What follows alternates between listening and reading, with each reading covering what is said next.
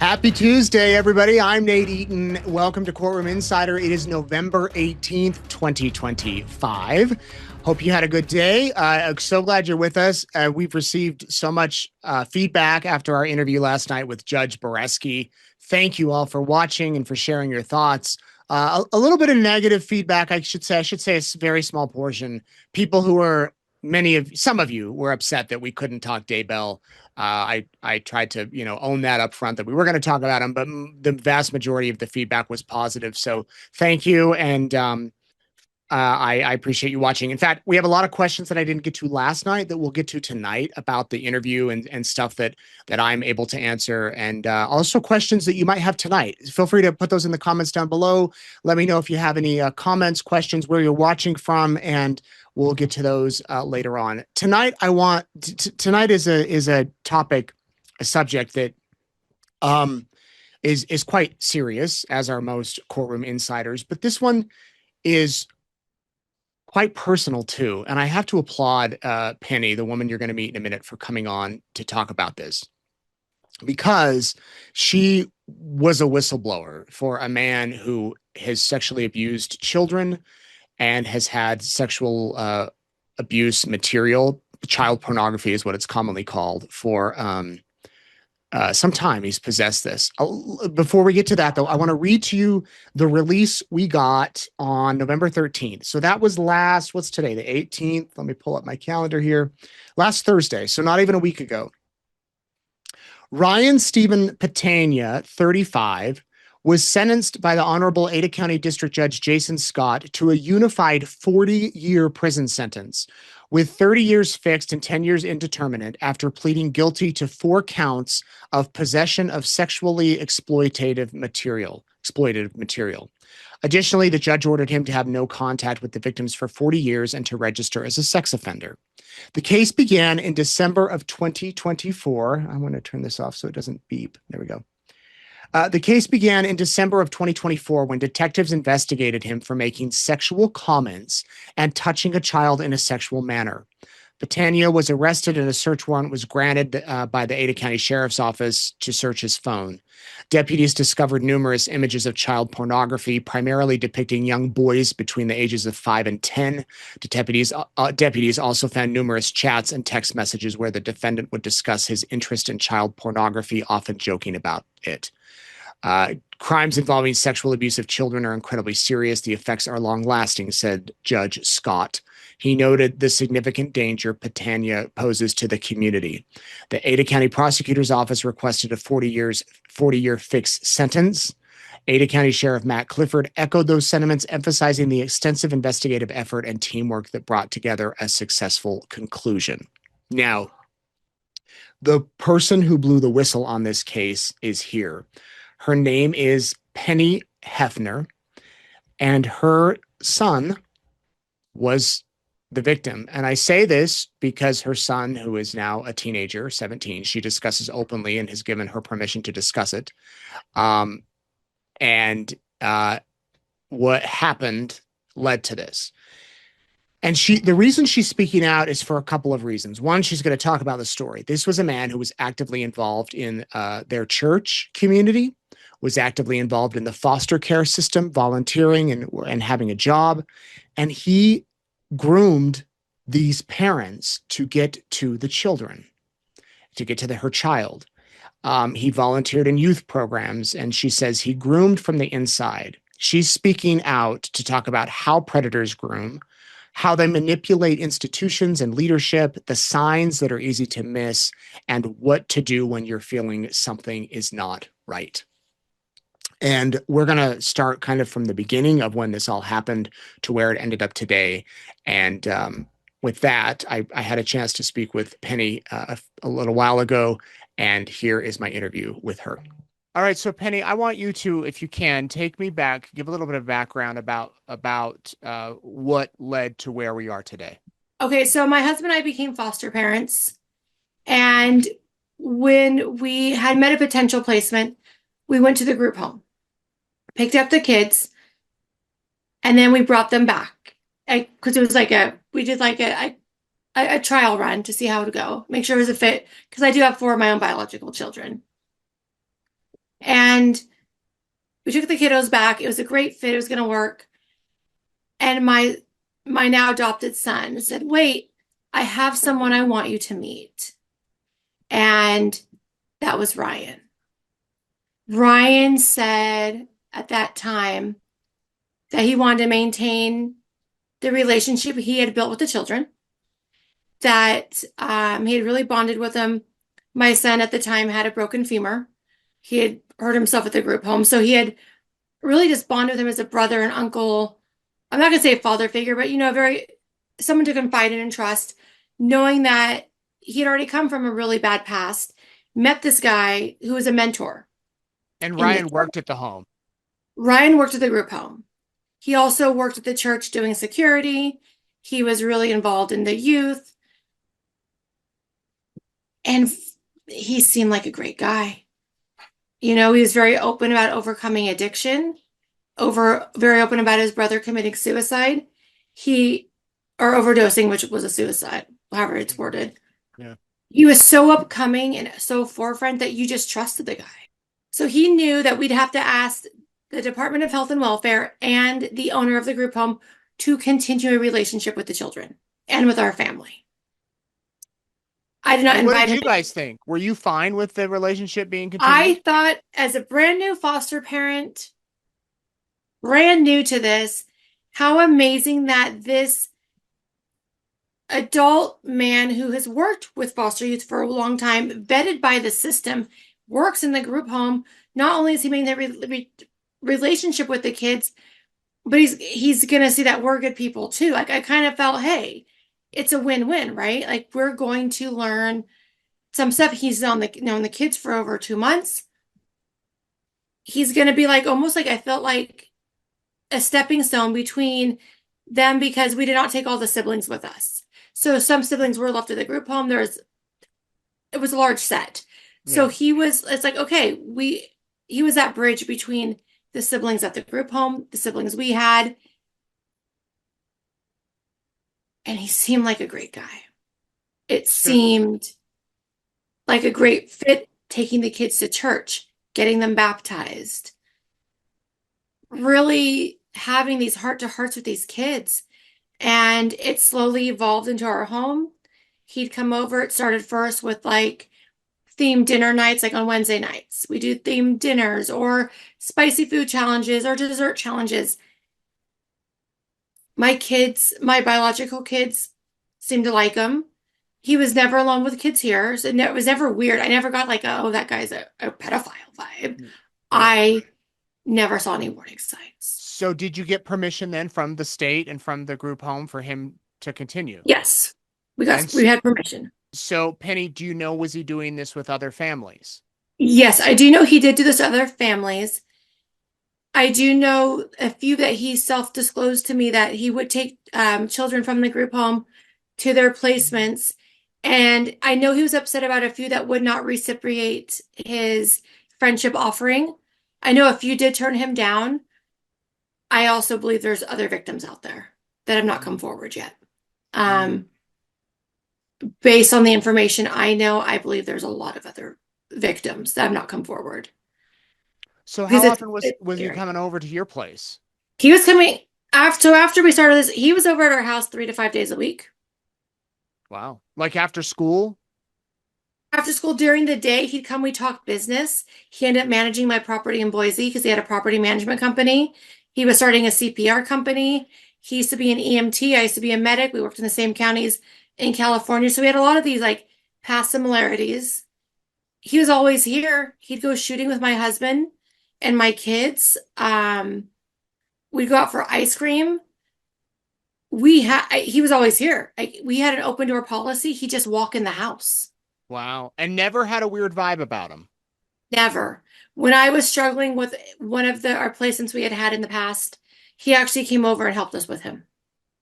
And my husband and I wanted to go on a date for our anniversary. I knew Ryan was qualified to babysit this child and never had any red flags. We went to Jelly Roll, and I got Mm. him a ticket to come to Jelly Roll with us. Did the one in Boise just last year? No, the one prior. So in Oh, when he was Okay. in Nampa. Okay. We ended up VIP, front row. My son got a fist pump jelly roll, Hmm. but Ryan came with us. So he's part of the family, it sounds Part of like. the family, camping trips, Wow. um, pumpkin patch, birthdays, every birthday he was at, fully in When our family. when did things start to not feel right? Well, I mean, tell me when you realized something isn't right here. It wasn't until December 15th of 2024. And what He happened? had started drinking. So his birthday is in November. And he started drinking about a week after his birthday. And he'd come over here, he just looked rough. He looked like he was struggling and really struggling. And it was really hard for my kids to see. And I'm like, dude, you got to clean it up. You need to get help. Um, then we go through Thanksgiving. His parents come to Thanksgiving at my parents' house. He says grace over our table. And he was struggling then with the alcohol, but he didn't drink that night. So then that we had Thanksgiving, and this is kind of like this cycle. 2 weeks later, he was so intoxicated that I thought he was going to hurt himself. Hmm. And I was worried he was going to overdrink, fall down the stairs, hit his head. So I made the decision with my son, who was begging me to go to his house to help him sober up. My plan was go to his house, dump out his alcohol, have him watch a movie for half an hour, eat some food, and we'll go home. No harm, no foul, just help out this man who is literally my son's best friend. And we went there. And this is where it gets really hard. And there's been a lot of judgment. But when we went there, I text Ryan that we were there, and he said, text me back, okay. He walked out of his house and he pulled a gun on us. He then put it away and put his hands out, and it was goofy Ryan and was like, oh, you guys actually came. In that moment, I froze. My son froze. I don't know the details. I know we got the gun in the car. My trauma, I don't remember the details. Did he say anything? Did he just point it at you and say, "What are you doing here?" I mean, He walked out his door, and this is all verified on his Ring camera footage. He walked out. He had put the gun like in the front, I think, of his clothing. Walked out, like peeked around his house, and then peeked again with a loaded weapon at us. It was loaded, and he did not pull the trigger, but he racked it. hmm. We could And have after, died that night. But again, we went into a state of shock, both of us. Like, what do you? right, I knew in my gut if I had driven off, he would have shot us. We froze. Like, what do you do in that? And what do you do? This man has been in your home for the past year. He's safe. He's now a family member. right, right. So Um, then he goes back to funny Ryan, the guy you knew. absolutely, absolutely. Okay. The weapon gets secured into my glove box, locked. We go in the house. Well, actually, my son went in first. I got the car locked, and then I went in, Into and his it wasn't house. And where's into his Ryan at this house. time? And where's he at this time? Ryan. Ryan and my son had gone into the home. They went in. Then you go in. Okay. I go in the house. I dump out all his White Claws. We get a movie. I get his weighted blanket on him, just as we had planned, right? Sit down, drink some water, sober up. Excuse me. What I didn't know that evening, what I did not see was the touching of my son. I did not see it because I was in the pantry looking for food. And I don't know when that happened because I did not see it, so I cannot comment on it, but that's some of the charges from that night. Groping his genitals. Um, And how old was your son at the time? 16. Hmm. And there was a point when I was in that house, and it went from a goofy guy we have known for a year who's a safe, godly man to the devil. His eyes got big like saucers, they were black. And at one point, he was choking my son so much that I had to pry him off of him. It's like Ryan, because they had a very playful relationship. Mm-hmm. and So they weren't they're playing. like wrestling, and then he They were chokes him. wrestling, and he was choking. Like he was like, my son was turning red, and like Ryan's hands were like white knuckled, and I pried him off of him.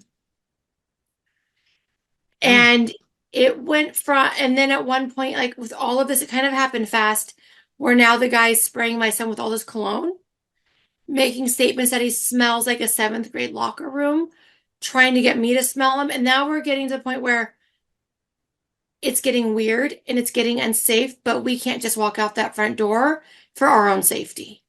There was an energy in that house that was terrifying. Um, and I don't know what came first, the perfume or the choking. We can pull police report, or the police reports have it all documented. It was Mm. terrifying. And I remember trying to think of how I'm going to get out of this house alive, because Ryan also had weapons all over his house that were loaded. I don't know where they were, but they were all over.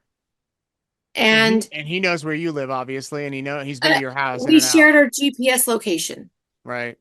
I So what'd you do? What'd you do next? Well, before we could leave, it actually gets to the point where it gets worse. He, at one point, I was sitting on the couch next to him, and I said, "Oh my God, he's a pedophile." Based on the things he was saying, I've been around a lot of people who've been drunk in their life. Never once has anyone said they would want to hurt a child or do horrific things to children. He was soliciting my son. In front of you, Um, like Horrible, horrible things were being. right there with you in front of him. You're there, and he's soliciting your son. So, yes, absolutely soliciting my son in front of me. I am saying there's no consent on in this room. That is my child. He's not for sale. You cannot do this. I'm telling him it's illegal. I am saying all these things. Ryan's eyes were like big black like saucers. He kept telling us he was the devil. And I believed it. He has a Jesus or God thumbprint on the wall in his house. And he said, that's not even real. Jesus isn't real. This is the man who works at the church, who takes the children to church, preaches Bible verses. Mm. And he's talking about doing horrible things to young children. So did you call the police? No, I thought I was going to die. Honestly, if you were sitting in this room, it's like now it's like after midnight. I knew if I would have called the police, I would have died. Ryan would have shot us first Mm. to hide a secret. Like I said, there was an energy in that house that I cannot explain. He never said the words, you cannot leave, but I will tell you the energy in that room was, you cannot leave. He just outed him. He outed every ounce of evil that he's committed in life came out that night. So he told you, he had confessed and said, I have child He sexual exploitive material. absolutely, absolutely, that stuff came out. I'll never forget the point that one time my son said to him, Ryan, would you F a 5-year-old? And Ryan didn't respond. Mm. His body language said everything I needed to know. Wow. And at one point, I did say to him, where's your Xanax? 'Cause I knew he took Xanax. Because I'm thinking if I get his Xanax, he can self-medicate, pass out so I can leave this house Right. alive. Yeah. And he told us that he'd already taken one.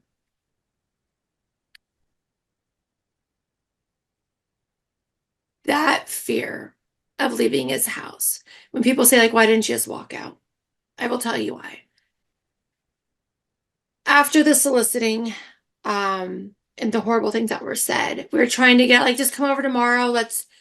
We were faking it as much as we could to get out that house alive, because Yeah. now we're in survival mode. And I will never forget it. When we went to leave, he actually said, he was sitting on the couch with his little nightstand. And he said something like, oh, you guys forgot one or something, and pretended to shoot my son with his hands. Mm. Man. So when you got out of the house, where'd you go? What'd you do? Home, we finally were able to leave because Ryan was unable to stand up at this point. He had a weighted blanket on. He could no longer get up. I got to the point where I'm like, okay, this guy doesn't realize maybe we're safe enough to leave where he's not going to come chase us down the street and kill us for outing himself. Yeah.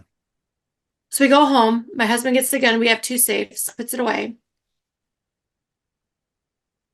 And then I was in a state of panic and fear. Like, what are you supposed to do?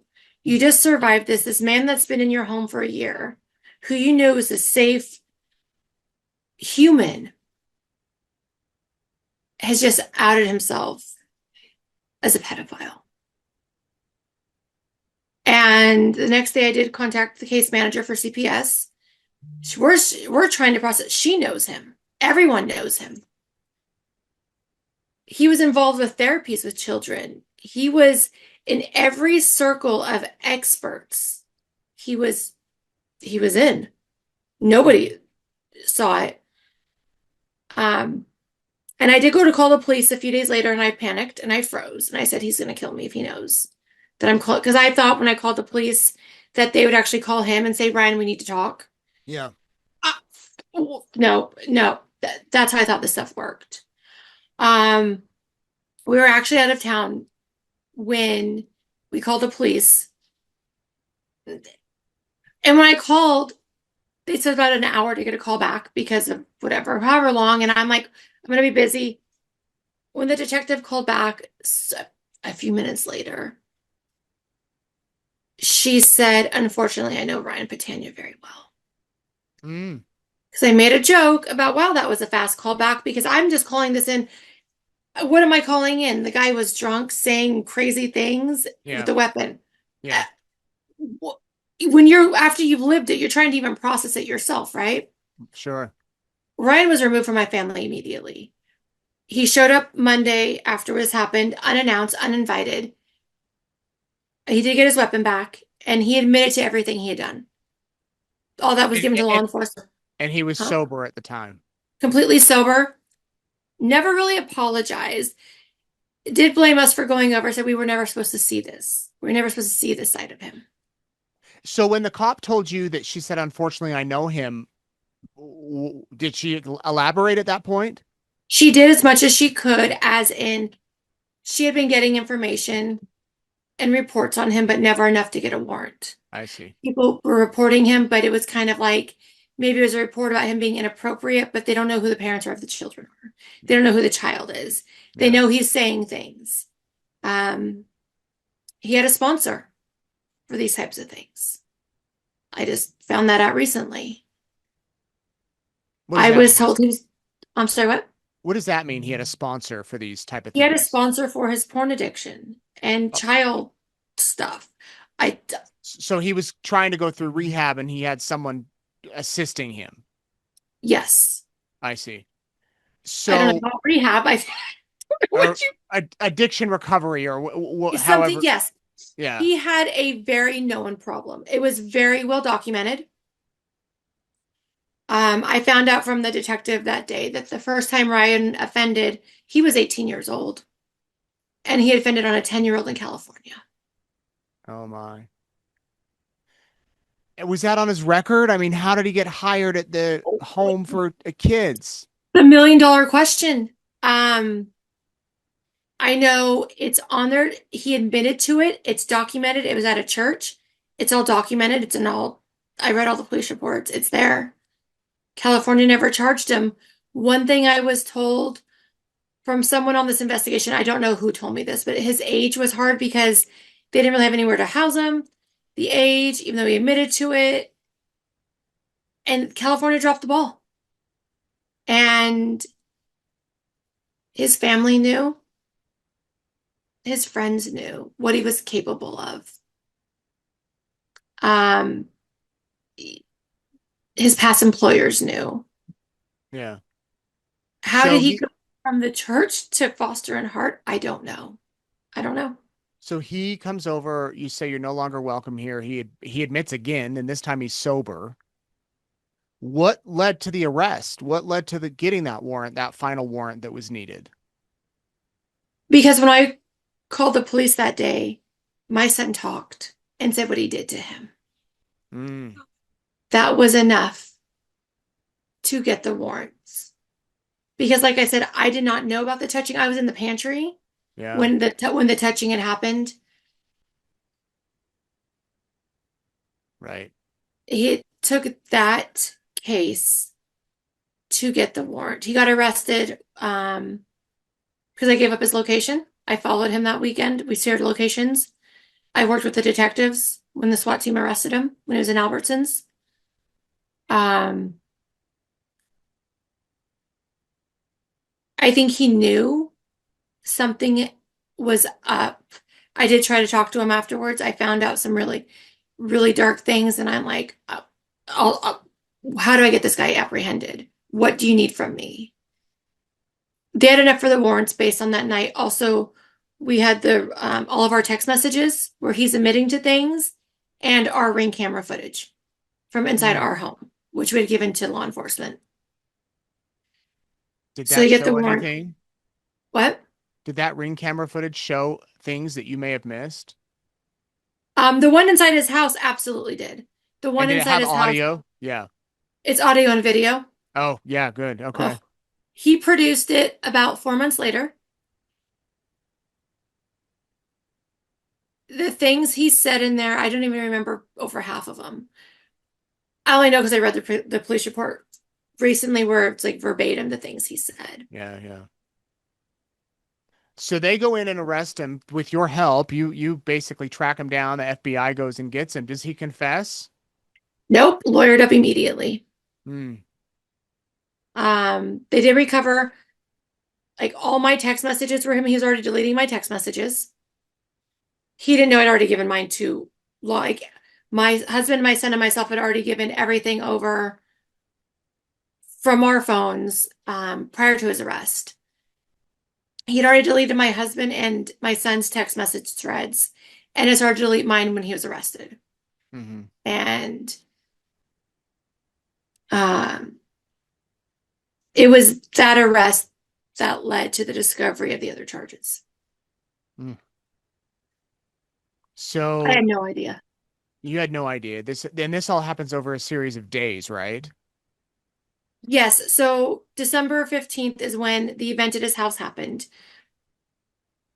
I'm traumatized trying to figure out how to move forward. We have Christmas. He's in California at his sister's. Remember, again, we're sharing location.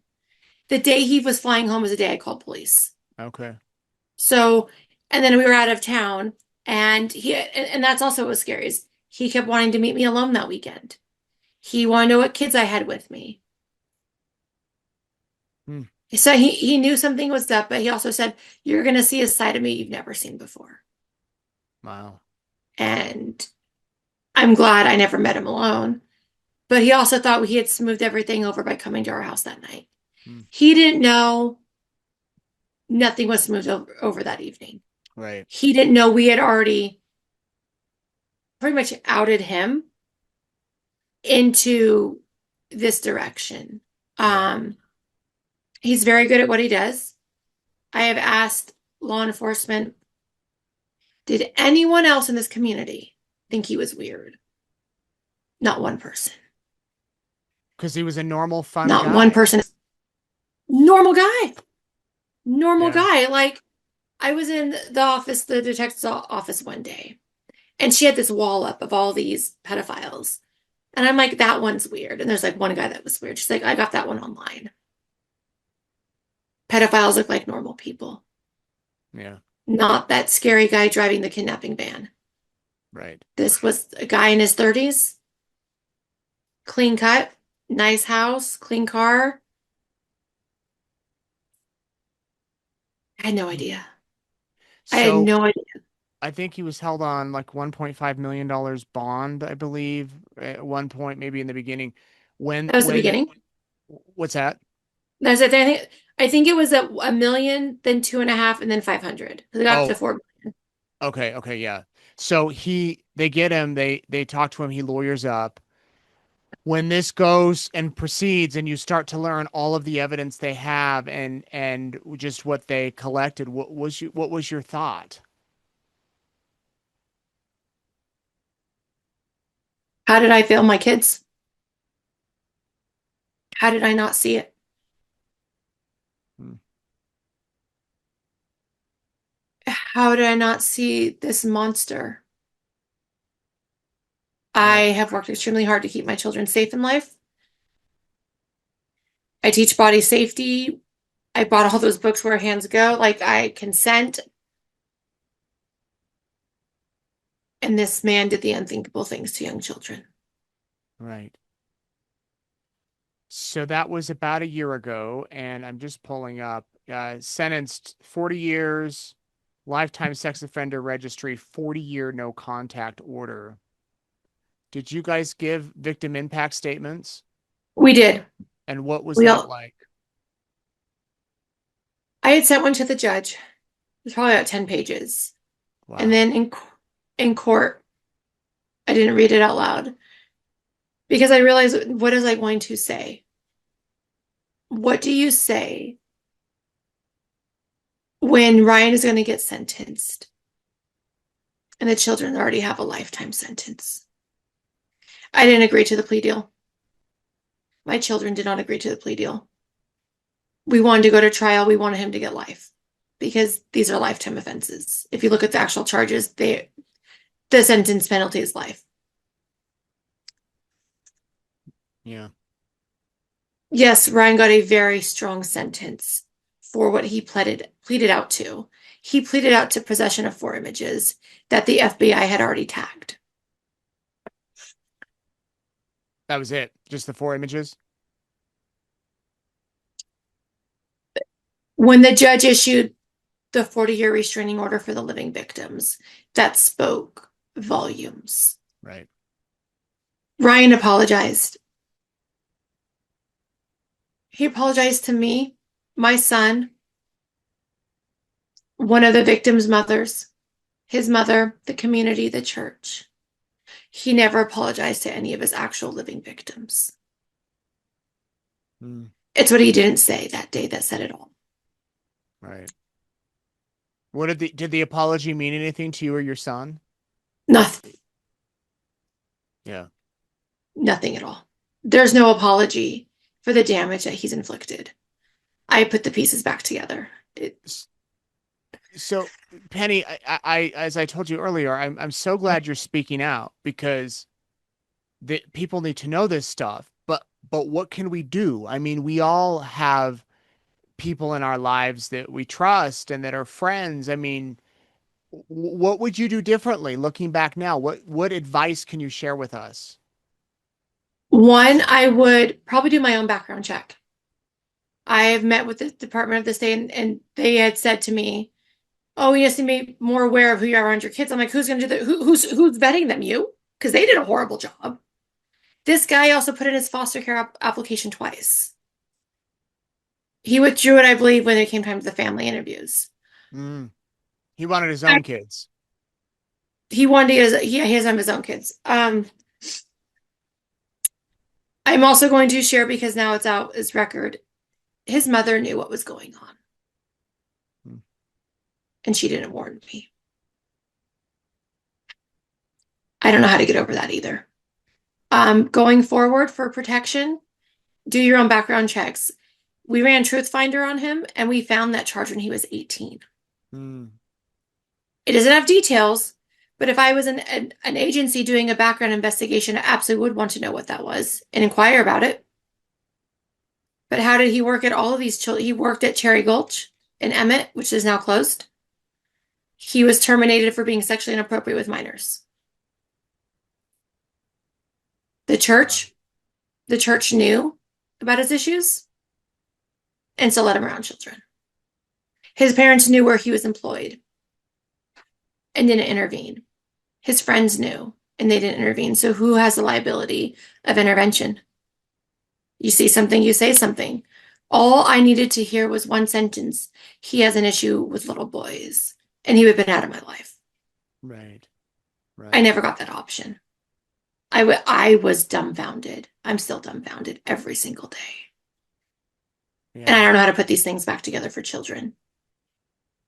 Right. Um, I know his pattern of infiltrating families, and that's the right word to use, is exactly what he does. I'm not the only family. I know as a fact I'm not the only family. there's probably at least a dozen other families like me that haven't come forward. Yeah, you said Uh, in your email to me, Penny, that often these type of people groom the parents first. Absolutely groomed us first. How else would we trust him? Yeah. He had like the right, he, again, he was a great chameleon. He saw what we needed and took advantage of it for us. Hmm. He groomed us because if he didn't have us groomed, would he became that trusting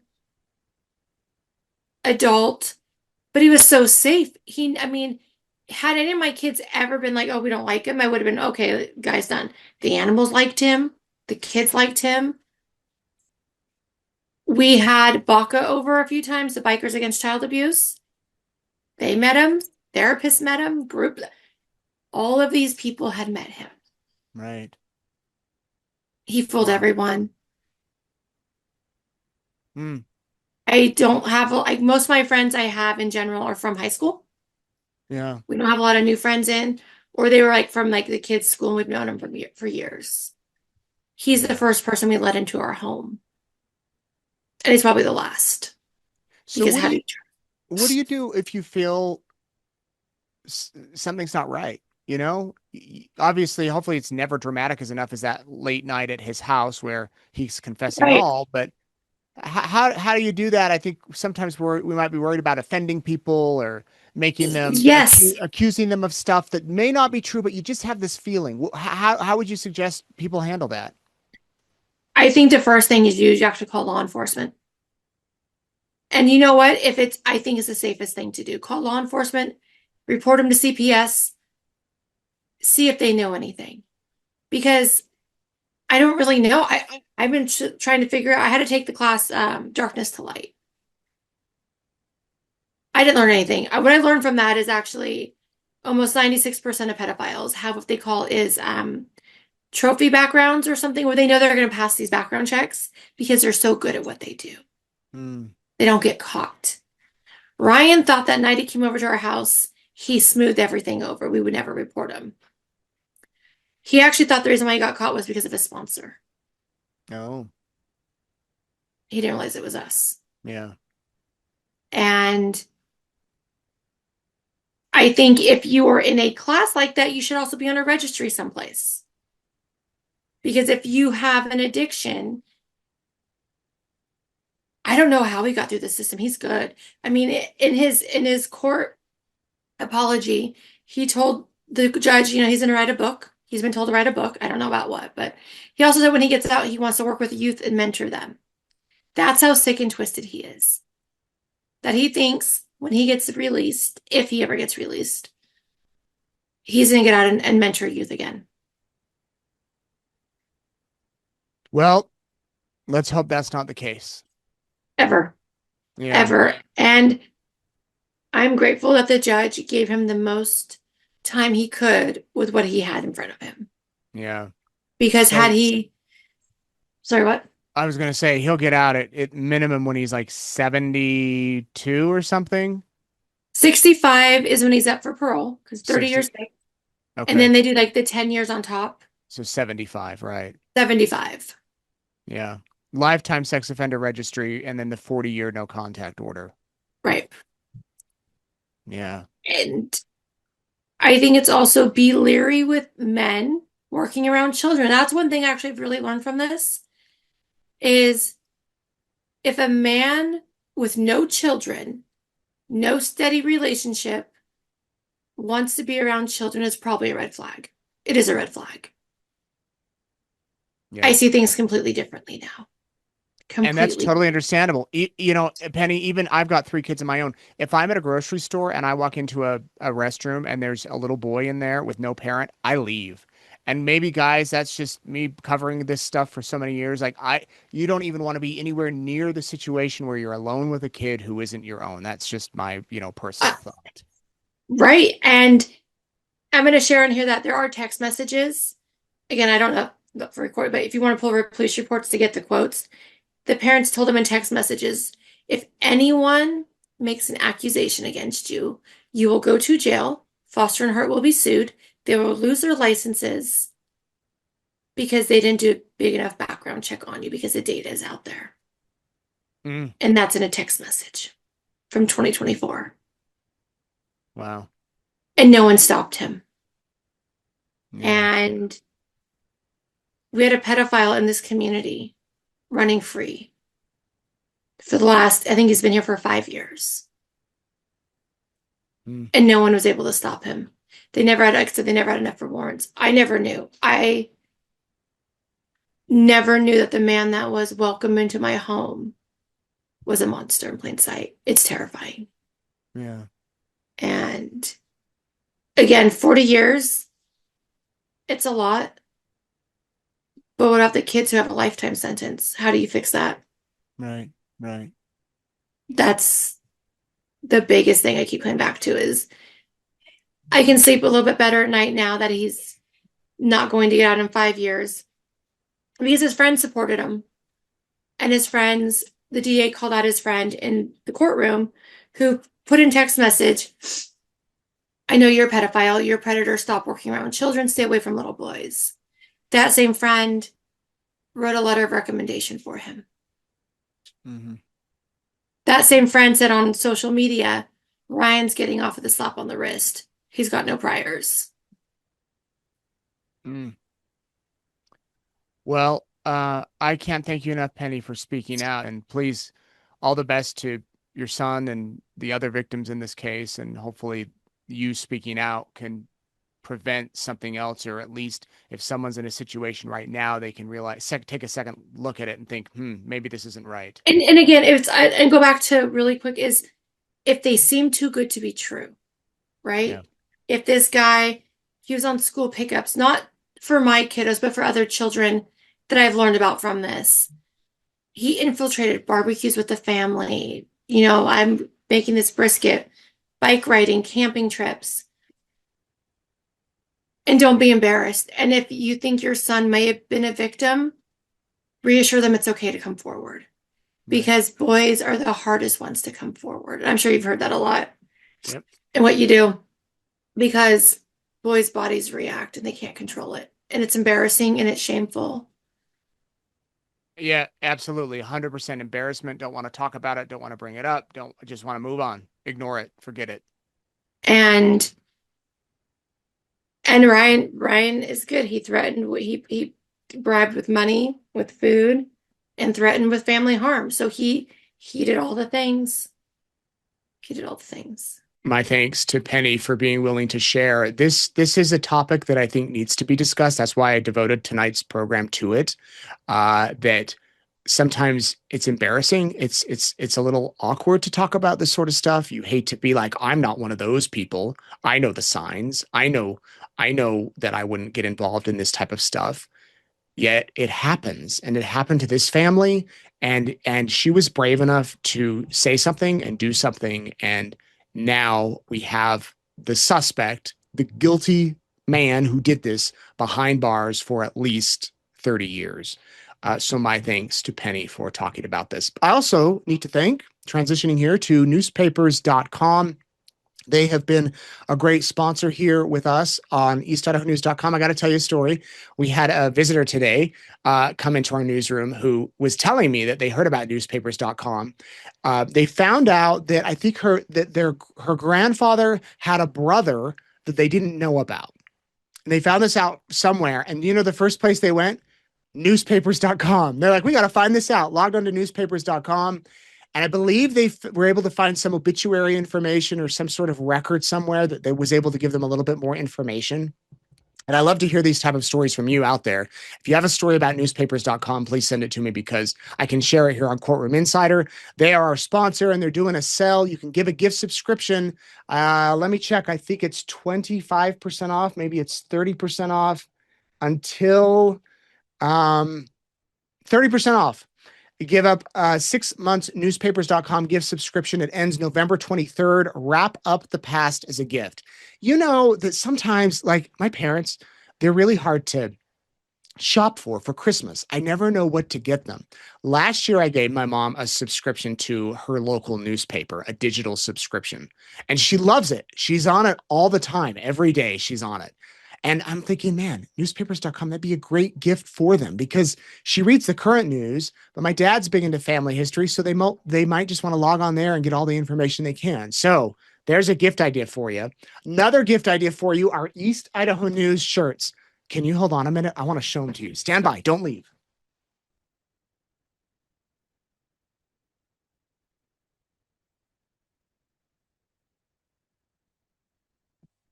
Okay, I'm coming. I'm coming. I'm here. I'm here. They were in the other room. Here's the deal. We have these. We have 3 large left. Don't worry, I'm just here for the evidence. 3 large hoodies left, 4 large t-shirts. Then they're out. Then you'll have to order from our third-party store, which you can do. If you're outside of the States, order through our third-party store and these can be shipped to you. Then these ones, staying home, solving crimes. Again, we only have 4 of these left in large. The large are selling. We have 2X medium. We're out of smalls. Anyway, if you want these, I would go to them now. Go order them now. eastidahonews.com/shop. SHOP. We also have Secret Santa stuff. We're packaging these up, sending them out. Great Christmas gifts. We just got delivered to our lobby today. East Idaho News mug shot sweatshirts and hoodies. We've never had them before. We have them now. I don't even think they're on our store yet. So you might have to wait a day or two to buy those. And those are a limited number. I think we got 5 of each size and that's it. So once they pop up on eastidahonews.com/shop, you can buy them there. If you want me to include a little note to grandma or grandpa or to your friend, please note that because I'm happy to do that. And then we'll get those shipped to you just in time for, well, you should get it by Thanksgiving if you order it now. But definitely in time for Christmas. Okay, let me go to your shout outs and questions. Here we go. Let me find them. Thank you to Peggy. Everybody say hi to Peggy. Shout outs Kathy Monk, Genevieve Carroll, Ashley Reese, John Shepard, Jamie Waugh, Melinda Moses, Krista Virgo, Vince from Maricopa. Vince, he works with Maricopa County Courts. He's great. He was the guy that helped maintain media during the trials, always made sure that we had our seats, that we were plugged into the system. And he actually helped when I asked him one day, I said, do you think Judge Boreski would do an interview? He's like, he's not going to talk about the case. I'm like, I wonder though, if I could talk about his Idaho ties. He's like, well, pitch it to him this way, maybe do this or this. Anyway, he helped land that interview. And he does great work. He's been with the courts forever. So Vince, shout out to you. Rebecca Edison or Eidson. Thank you. We have people watching in Finland. What the heck? That's awesome. Copenhagen, Denmark. My son says, what the heck? All the time. Wellington, South Africa. India. Trivandrum. Wow. Sweden, Montreal, Canada. San Antonio, Texas, Lexington, Kentucky, the UK, Bath, New York, France, Germany, Alberta, Akron, and Atlanta. Awesome. You guys are amazing. Okay, one moment. I need a drink. Nate, you were so relaxed in the interview. I'm sure that's why the judge was able to relax. How do you stay so calm? Oh, well, thank you. I was a little nervous with this one because I didn't know how much the judge would open up. I thought, I didn't know if he'd give me short answers. I wanted to get some stuff out of him. I also was, I think I said last night, I had another outfit in the car that I was going to wear during the interview. We were going to go to dinner and then come back and do the interview. So I was in like a casual polo and jeans and shoes. And I was going to change into more of a suit without a tie. But then when he's like, I'm wearing flip-flops and a button up and jeans, I'm like, okay, I'll wear this. And I didn't want to give this was not going to be a grilling of an interview. I wasn't going to grill him on his sentencing record or whatever. This was a feature type interview. A profile is what you call it. So, that's the kind of the vibe. And yeah, I think he was pretty relaxed. I texted him this morning. I said, do you have any regrets about doing it? And he said, not yet, fingers crossed. So yeah. Are you a Libra? If not, what are you? I'm an Aries. Oh, are you asking me or Boreski? Boreski was born in August, so I don't know what I'm an Aries. I was born April 14th. Let me see. I remember his birthday because he said it was Charles Vallow's birthday. Remember that? Which is August 17th. And that sign is a Leo. People born under this sign are associated with personality traits like passion, generosity, and cheerfulness. So he is a Leo. The element is fire. The symbol is the lion. Judge B, what is your favorite food? Is it green chili enchiladas? I don't know his favorite food. We did go to a restaurant that served Mexican food, and I don't think he got the enchiladas. I don't remember. I got a steak, but he did get a Mexican dish. He and his wife, they generally will cook at home, but they have some good local favorites too. Have any of your clients gotten off when you knew they were guilty? Oh, that's a good question. I don't know the answer to that, but I can maybe ask him. Would you ever consider being a teacher after being a judge, like when you retire? Actually, we did discuss that. Yes, I think you would. He's doing a little bit of teaching now, like I think at the community college or the law school, and I think that is something that he would be open to, and I think he'd be a great teacher. He seems to be able to explain things simply, and he's not boring to listen to, and I think he would be a good teacher. While on the bench, do you wear flip flops, Judge Boreski? I don't think he wears flip flops, but I can tell you that he wears fashionable clothes, at least from what I've seen. During the breaks during the trial, I'd see him down walking in the hallways or whatever, and he was always dressed quite fashionably with you know updated shoes and more of a casual type look. Did Judge B ever work with Juan Martinez? Ooh, I did not ask him that. But I can maybe try to find out. What is Judge B's religion? He is he's Christian. I believe they have a cross on their wall. But I don't know anything further about his religion. He is not LDS. If that's what you're wondering. I've had many people ask, is he LDS? Nate, how many judges have you interviewed? On camera, 4 or 5. Um, maybe 4. I have interviewed a few prosecutors who are now judges. In fact, I interviewed a defense attorney once who's now on the Idaho Supreme Court, Greg Moeller, back when he was an attorney. So yeah. Please remind us again why you could not broach the Daybell subject with this judge. Because it judges the Arizona judicial conduct. I looked over here because I have a big packet. Arizona judicial conduct rules do not allow judges to comment on their cases so that there's not any bias, so that things aren't taken out of context. And right now, Lori's case is in the appellate provisional schedule. And so it's quite possible that her attorneys could say, listen, the judge clearly had a bias against her and wasn't fair in the courtroom because he was favoring the prosecution and even went out and did a media interview about her. That's why.